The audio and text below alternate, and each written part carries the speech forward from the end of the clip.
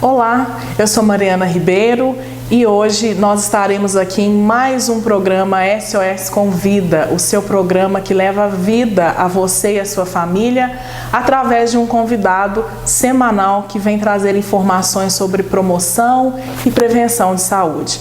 O SOS Convida é promovido pela SOS do Câncer, Associação de Combate e Prevenção ao Câncer Infantil e Adulto e Crianças Portadoras de Síndromes Raras. É importante nós lembrarmos que a SOS do Câncer atende não só Divinópolis, mas toda Minas Gerais. Conheça um pouco mais da SOS do Câncer. Hoje nós temos um convidado muito especial, que eu agradeço muito por ter aceito o convite e estar conosco aqui, que é o Alexandre Silva. O Alexandre é professor da UFSJ, é doutor na temática dos cuidados paliativos e enfermeiro, não é isso, Alexandre? Isso, obrigado. Gratidão por estar conosco. Satisfação é minha, obrigado. Que bom. Alexandre, para a gente começar aqui o nosso papo, fala um pouquinho para a gente quais as possibilidades de levar ao paciente oncológico o cuidado paliativo. Mais uma vez eu agradeço por estar aqui, né? Porque a mídia, os meios sociais e a mídia como um todo, ela permite que a gente possa divulgar e possa educar a população sobre alguns temas, né? E o cuidado paliativo é um. Quando a gente fala de cuidado paliativo, é muito comum a gente falar de câncer e cuidado paliativo. Primeiro é interessante entender que o cuidado paliativo ele vai para além do câncer. Ele é uma abordagem, ele é uma filosofia, né? Ele é uma filosofia voltada para o sofrimento humano. É uma abordagem voltada para o sofrimento humano de quem tem qualquer condição que ameace a continuidade da vida. Entendi. Então nós temos o câncer, as insuficiências cardíacas, hepáticas, algumas síndromes raras e junto do seu contexto tem complicações que agravam e que ameaçam a continuidade da vida. E especialmente, porque foi onde tudo começou, né, a discussão e o modelo hospice, que é o cuidado paliativo, a oncologia em si. O cuidado paliativo, ele busca, no geral, acolher as pessoas que têm uma condição que ameaça a continuidade da vida, fazendo principalmente duas coisas. Uma abordagem por meio de uma comunicação eficaz, uma comunicação que de fato a gente escuta mais do que fala, a gente acolhe mais do que prescreve, a gente recebe mais do que doa, porque ele se esvazia e utiliza da gente para falar das questões, dos seus anseios, dos seus medos, das suas culpas e dos seus sintomas multidimensionais. Então a gente olha para o sintoma físico, psíquico, espiritual e social. Entendi. Isso é um pilar, que é a comunicação. O segundo, quando a gente fala que faz cuidado paliativo, é ser um bom controlador de sintomas.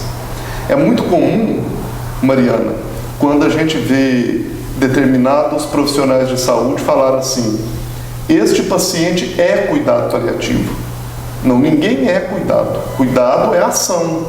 Essa pessoa é uma pessoa que tem uma condição que ameaça a continuidade da vida e merece, é um direito dele, um conforto, um alívio do sofrimento e uma boa comunicação nessa etapa da sua vida. E quando a gente fala de oncologia, fica muito claro o cuidado paliativo, porque infelizmente essa doença ela gera muito sofrimento à pessoa e à família, né, ao seu entorno, devido à letalidade, né, o índice de letalidade dela mesma. A gente sabe que é uma doença que os estudos têm mostrado condições de melhora da sobrevida e até de cura, mas ainda é uma doença que mata muito, né? O câncer ainda é uma doença que mata muito. E o cuidado paliativo, ele vem para que mesmo se essa condição do câncer não tiver cura, essa pessoa foi amparada. Paliativo vem de pálio, manto, capa protetora que acolhe o sagrado. E o sagrado é o sagrado de cada um de nós. Você tem os seus sagrados, os seus medos, culpas, desejos, e o paliativo vem acolher isso. E também os seus familiares. Né?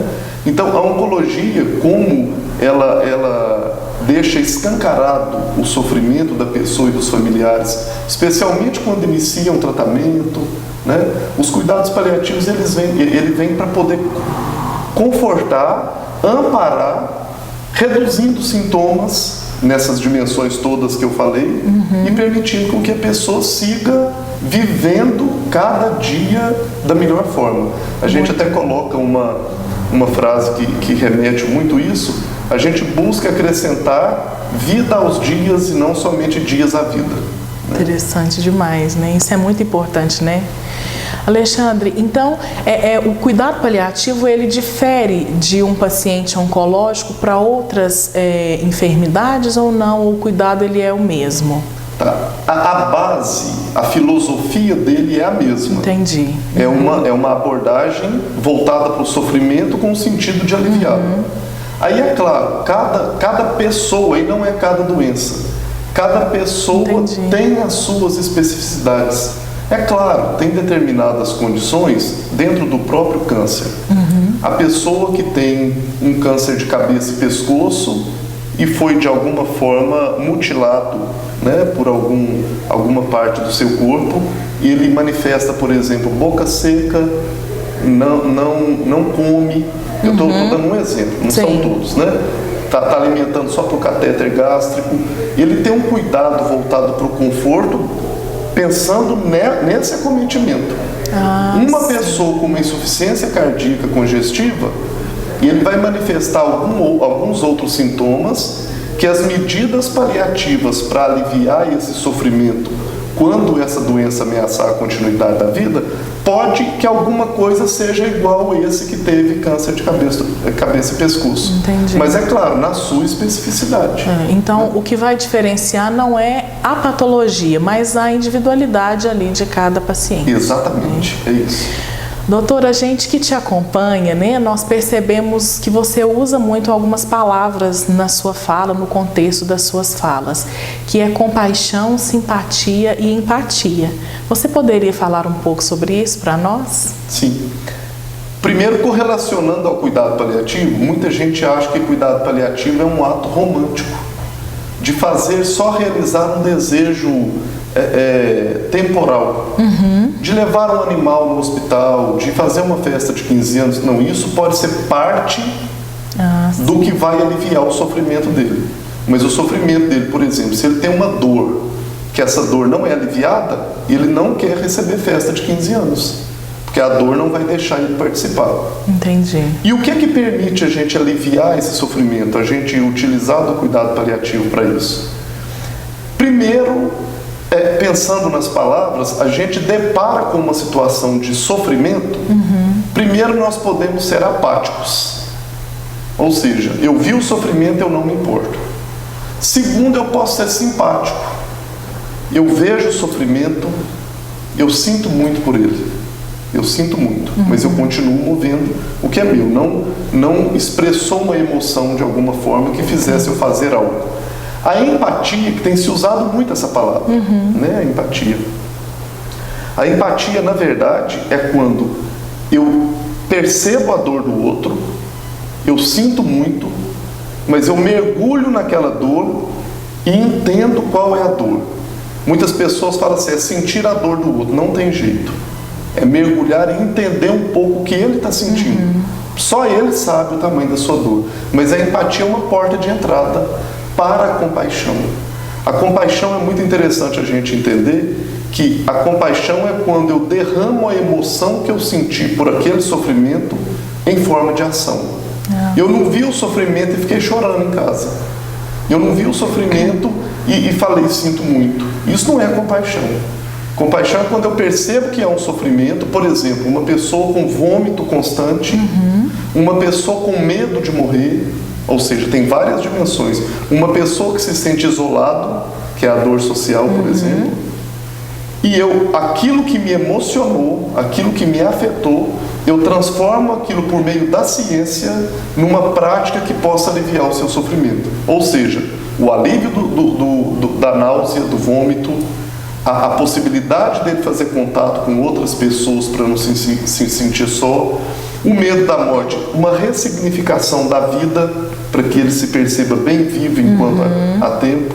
E isso tudo não é um ato simplesmente subjetivo. Ele é um ato objetivo, baseado na ciência, em que eu me derramo sobre o outro para poder modificar a vida dele para melhor.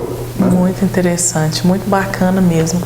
Você falou sobre que faz parte, né? Não é só, mas faz parte do cuidado paliativo, de repente atender ali um desejo do paciente.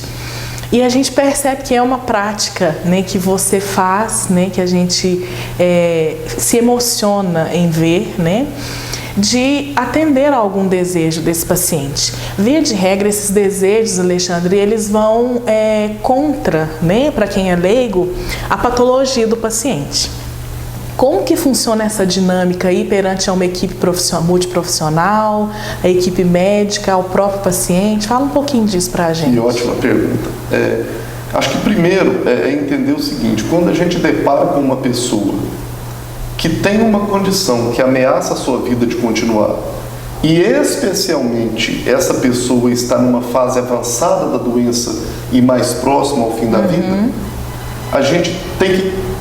As pessoas falam quebrar regras. Não. Cumprir regras que vão valorizar o sentimento e o desejo da pessoa, que está acima de qualquer protocolo, desde que aquilo não prejudique. Né? A bioética deixa muito claro nas suas regras, que, nos seus princípios, que a não maleficência é um princípio da bioética. Ou seja, eu não estou fazendo mal, eu não estou piorando a condição dele, tudo bem. Então, em todas as abordagens, tem até um protocolo que o pessoal pode buscar depois e pode ler mais, que chama protocolo Spikes, que eu reduzo ele, e sempre que eu vou atender alguém, eu pergunto: o que você sabe sobre sua condição? O que te trouxe aqui até hoje? Nós, profissionais, nós temos muito hábito de já chegar com um questionário, e a pessoa não pode expressar o que ela realmente tem vontade, ele tem que preencher o que eu quero. Entendi. Então a gente muda, e isso a gente pode fazer em todas as áreas antes de atender, né, da saúde. O que você sabe da sua condição, o que te trouxe aqui? Segundo, o que você quer saber? O que você tem, o que te incomoda? Muito legal. O que você tem medo, o que você tem culpa? Ou seja, é um ato de escutar mais do que falar. E terceiro, quais as suas expectativas? Quanto à vida, quanto a mim que estou te atendendo? E quanto a desejos? Quais os desejos você ainda tem? E aí a gente pensa o desejo. E esse desejo, muitas vezes, é desejo que dá sentido à vida dele. Por exemplo, eu tive agora há pouco tempo uma jovem falecendo com câncer gástrico, 32 anos, e que o grande desejo dela era que o único irmão conversasse com o pai de novo. Ou seja, a maioria das vezes não é algo material, né? Não é assim, eu quero ganhar, tal. Não. Eu tô com outra paciente que eu estou acompanhando, que ela tem um grande desejo, nós já estamos organizando isso, de passar uma tarde na beira de um lago, só ela e uma irmã juntas, e comer sushi nesse dia. Ela sonha com isso, ela olha sushi o tempo todo. Sabe? Então, assim, são questões que colocam vida na vida. Sim. Coloca, na verdade, vida aos dias. Preenche, né? A vida de vida. E aí, quando você traz a questão técnica e da equipe, é claro que todas as vezes que a pessoa manifesta um desejo, a gente senta em equipe para perceber, será que isso é possível? Muito bom, Alexandre, muito obrigada pela sua participação, e nós gostaríamos de convidar também a levar mais informações em outros programas, porque é uma riqueza de informações. Ok, que agradeço. Gratidão imensa. Obrigado. Muito obrigada por ter acompanhado mais um SOS Convida, e não percam os próximos programas. Nós estaremos de volta trazendo mais informações sobre cuidados paliativos com Alexandre Silva.